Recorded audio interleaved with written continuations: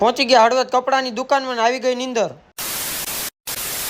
તો બધાને good morning. તો મિત્રો હું સવારમાં નીકળી ગયો તો ડોરિયા સાઈડ, કારણ કે મેં લીધું હતું નવું પેન્ટ ને એ થોડુંક પડતું હતું મોટું, પછી નીકળી ગયો ડોરિયા સાઈડ કપાવા। ડોરિયાથી નીકળી ગયો પાછો ને પહોંચી ગયો હાઈવે ને હવે જવું છે ઘરે।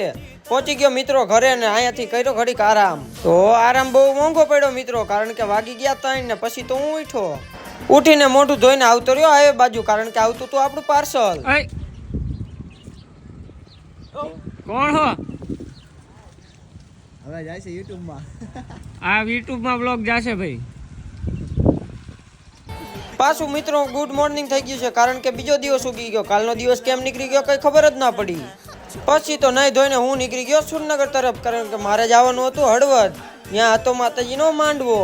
પહોંચી ગયો મૂડી ને અહીંયાથી સુરનગર થાય છે મિત્રો 28 કિલોમીટર। તો ચલો જઈએ।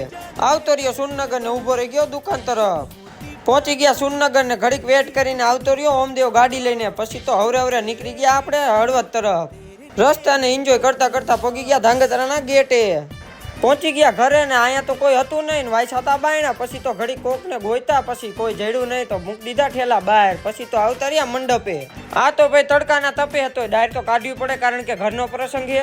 પછી તો બેહી ગયા જમવા ને આ ભાઈ હજી ડાયર કાઢે છે, કોક ખવડાવો આને। જમીને આવતા રહ્યા ઘરે ને થઈ ગયો તડકો બહુ મિત્રો। પછી તો નીકળી ગયા હળવદ।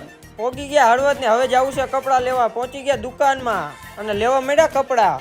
મારે તો કપડાં લેવાનો નહોતા, ઘડીક કર્યો આરામ ને પાછા નીકળી ગયા ઘર સાઈડ। ગાડી લઈને પહોંચી ગયા ગામમાં ને હું નીકળી ગયો બુલેટ લઈને ગામમાં આંટો મારવા।